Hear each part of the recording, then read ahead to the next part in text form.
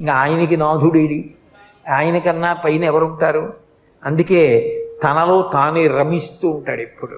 అది శివతత్వం. కాబట్టి ఆయనంత యోగి లేడు, ఆయనంత భోగి లేడు, ఆయనంత దూరంగా ఉండేవాడు లేడు, ఆయనంత దగ్గరగా ఉండేవాడు లేడు, ఆయనంత తేలికగా భక్తుల్ని అనుగ్రహించేవాడు లేడు. ఎందుకని? మనసెరిగి చిరునవ్వుతో ఇచ్చేస్తాడు. కలియుగ ప్రారంభంలో అడిగారట, కలి యొక్క ఉద్ధతి ఎక్కువగా ఉంటుంది కదా, చాలా పాపకర్మలు చెయ్యాలన్న అనురక్తి ఉంటుంది తప్ప పుణ్యకర్మలు చెయ్యాలనేటటువంటి ఉత్సాహం ఉండదు కదా స్వామి, అందుకని మేము తేలికగా తరించడానికి మాకు ఏదైనా మార్గం చెప్పరా అని అడిగారు. అడిగితే ఆయన అన్నాడు, మీకు అందరికీ మోక్షం కావాలని కదా తాపత్రయం, సరే నేను ఒక మాట చెప్తాను చెయ్యండి అన్నాడు. దర్శనాత్ అభ్రతసి, చిదంబరంలో ఎలా దర్శనం చేయాలో అలా చేయండి, మోక్షం ఇచ్చేస్తానన్నాడు. చిదంబరంలో దర్శనం అంటే శివలింగం ఏమి ఉండదు. ఓ గది ముందు నించుంటే గోడకి కన్నాళ్ళ ఉంటుందో తెర తీస్తారు, ఎదురుకుండా గోడకి మారేడు దళాలు వేసి ఉంటాయి, వేసేస్తారు.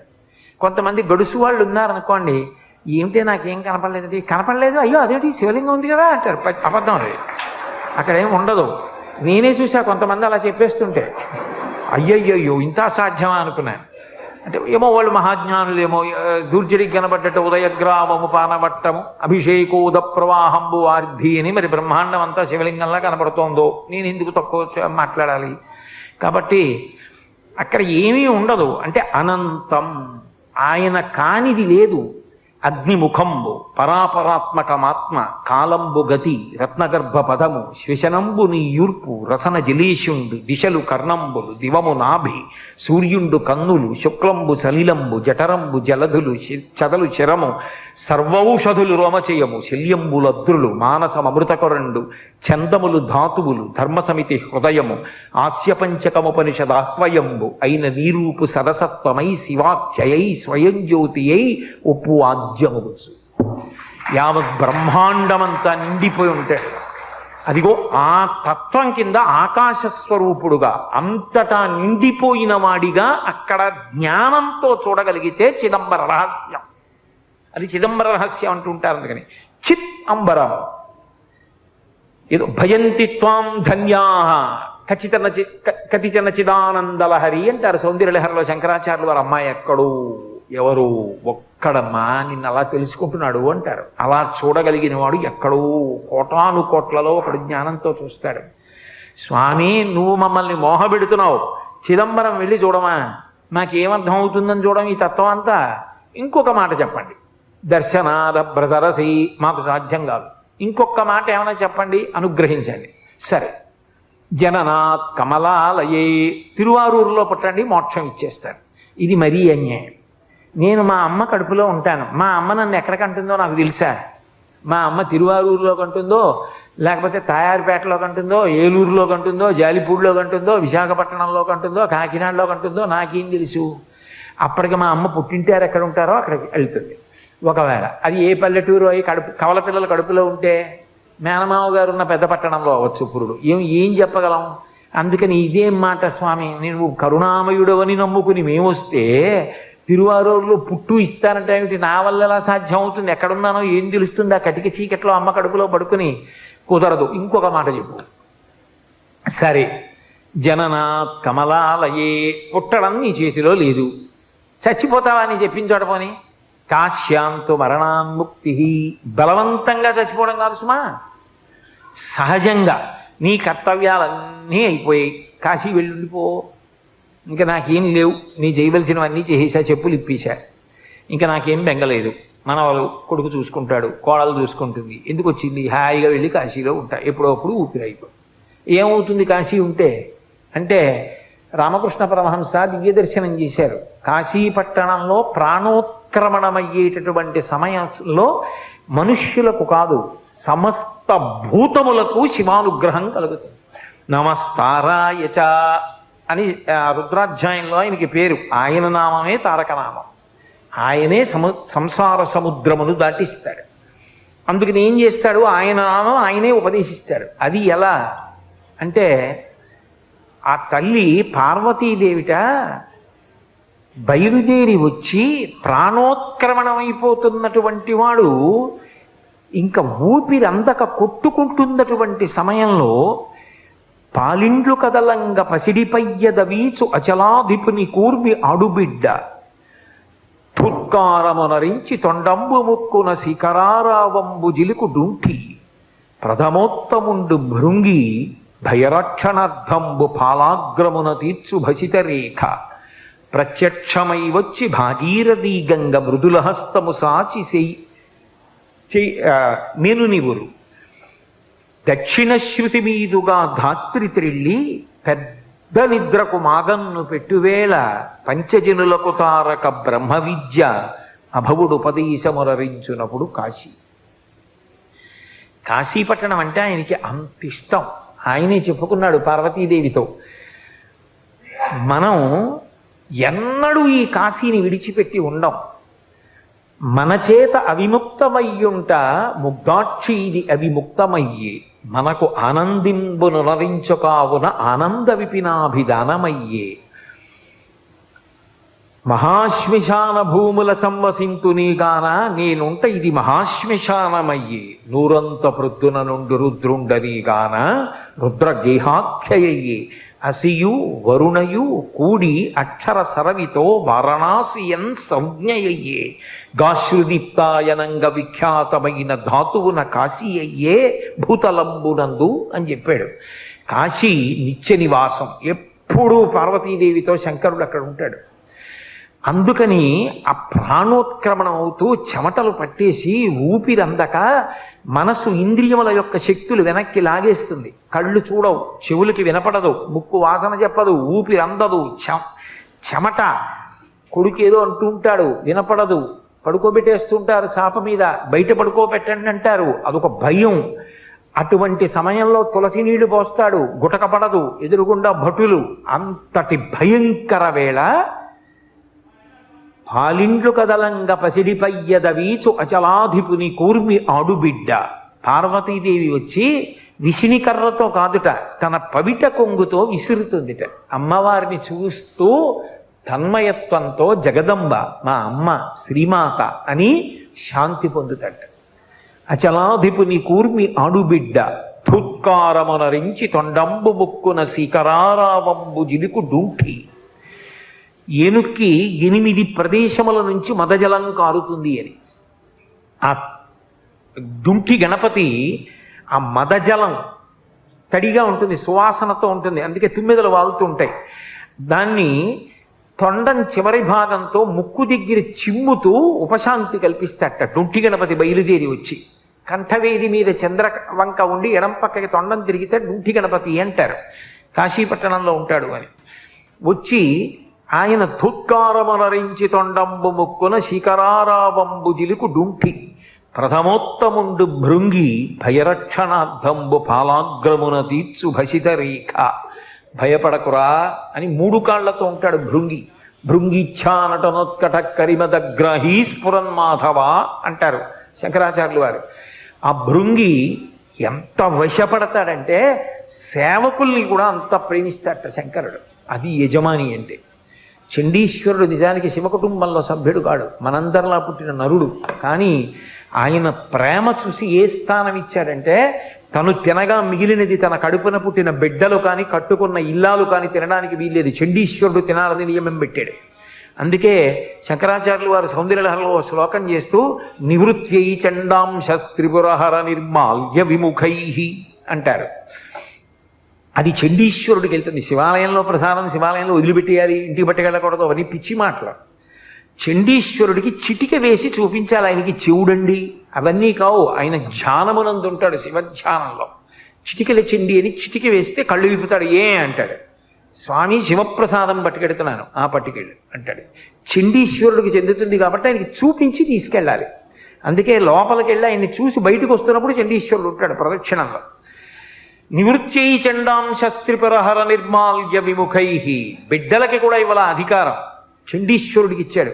ఒక యజమాని అంటే తన మీద ప్రేమ ఉన్న వాళ్ళని గుర్తించి వాళ్ళ గురించి పరోక్షంలోనైనా అలా చెప్పి మెచ్చుకోవాలి.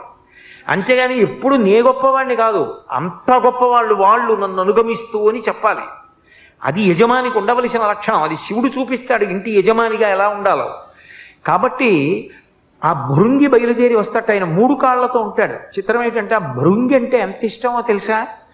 ఆ భృంగి కోసం మెడతాడు పార్వతీదేవితో కలిసి. కాంచీపురంలో భృంగి మంటపం అని ఏకాంబరేశ్వర దేవాలయానికి బాగా బయటికి ఉంటుంది, కామకోటి మఠం వైపుది. పర్వదినాల్లో పల్లకీలో అమ్మవారితో కలిసి సుగంధ పుంతలాంబతో కలిసి ఆ భృంగి మంటపానికి వస్తాడు. వచ్చి భృంగికి దర్శనమిచ్చి లోపలికి పెడతాడు. విద్యాశంకర దేవాలయంలో శృంగేరిలో గోడ మీద ఉంటాడు భృంగి చెక్కబడి. 3 కాళ్లతో ఉంటాడు భృంగీశ్వరుడు ఒక్కడే. అటువంటి భృంగి వచ్చి ప్రథమోత్తముండు, ప్రథమ గణాల్లో ఉత్తముడు, భయపడకురా నీకేం బెంగలేదని బొటనవేలుతో విభూతి పెడతాట. ఎవరికి? కాశీపట్టణంలో ప్రాణోత్క్రమణం అవుతున్న వాడికి. మళ్ళీ వెనక్కి వచ్చి గుర్తు తెచ్చుకుంటూ ఉండండి. ప్రథమోత్తముండు భృంగి భయరక్షణార్థంబు పాలాగ్రమణ తీర్చు భసితరేక ప్రత్యక్షమై వచ్చి భాగీరథి గంగ మృదులహస్తము సాచి మెను నివురు. చల్లటి తల్లి, ఆ గంగకి అధిష్టాన దేవత గంగమ్మ ఉందే, ఆవిడ రూపంతో తెల్లటి బట్ట కట్టుకొని నడిచి వస్తుంది గంగమ్మ. గంగమ్మ అనుగ్రహిస్తుంది. గంగకి అధిష్టాన దేవత ఉంది, ప్రతి నదికి ఉంది. తెలిస్తే తెలిసినట్టు ఉండాలి, తెలియకపోతే తెలియనట్టు ఉండాలి. అంతేగాని నదులకు ఉంటారా? నదులు పుణ్యజలాలా? నదుల్లో స్నానం చేస్తే పుణ్యం వస్తుందా? అదో మెట్ట వేదాంతం. మరి అలాంటప్పుడు నదుల గురించి పురాణాలు అన్నింటిలో అంత గొప్పగా ఎందుకు మాట్లాడారు? శంకరాచార్యులు వారు నర్మదాష్టకం ఎందుకు చేశారు? గంగాష్టకం ఎందుకు చేశారు? నదులు గొప్పవి కాబట్టే కదా. గంగకి అధిష్టాన దేవత ఉంది, ఆవిడ ప్రీతి పొందుతూ ఉంటుంది. తాడేపల్లి రాఘవనారాయణ శాస్త్రి గారు గంగానదిలో స్నానం చేయడానికి వెళ్ళారు. గంగమ్మ అడిగింది, శాస్త్రి స్నానానికి వచ్చావు ఏమి ఇస్తావని అడిగింది. ఆయన ఉంగరం తీసి వేయిపోయారు. అది నీకు అనుష్ఠానానికి కావాలి, ఆచమనం చేయడానికి, రేపు మీ ఆవిడ్ని అడిగి పట్రా అంది. ఆవిడ్ని అడిగి తీసుకెళ్ళి ఆయన గంగమ్మకి ఇచ్చారు. గంగమ్మ పలుకుతుంది, ఎందరికో పలికింది. అంతవరకు ఎందుకు? గురు శుశ్రూష చేశారు ముత్తుస్వామి దీక్షితారు వారు. గురువుగారి శరీరం వదిలిపెట్టేసే ముందు ప్రతిరోజు గురువుగారు స్నానం చేశాక శిష్యుడు స్నానం చేసేవాడు. ఆ రోజున దీక్షితారు వారిని పిలిచి, ఇవాళ నువ్వు ముందెళ్ళు, స్నానం చేసే ముందు గంగకి నమస్కరించి మునిగి చేతులతో తడువు, ఏది గంగమ్మిస్తే తెచ్చుకో అన్నారు. ఆయన గంగమ్మకి నమస్కారం చేసి గురువుగారి ఆజ్ఞ అని గంగమ్మలో చేతులు పెట్టి తడివారు. వీణ దొరికింది. అందుకే మిగిలిన వీణలన్నింటికి యాళి, పౌరాణిక మృగం కిందకు ఉంటుంది. ఒక్క దీక్షితారు వారికి వీణకి మాత్రం పైకి ఉంటుంది. అది గంగామాత ప్రసాదం. దీక్షితారు వారు ఆ వీణ వాయించేవారు. గంగమ్మ ఎందరినో అనుగ్రహించింది. ఒకప్పుడు భాగవతాన్నంతటినీ పరీక్షిత్ గంగా తీరంలో ప్రాయోపవేశం చేసి విన్నాడు. వా, ఏమి పద్యరచన చేశారో ఓ పోతన గారు.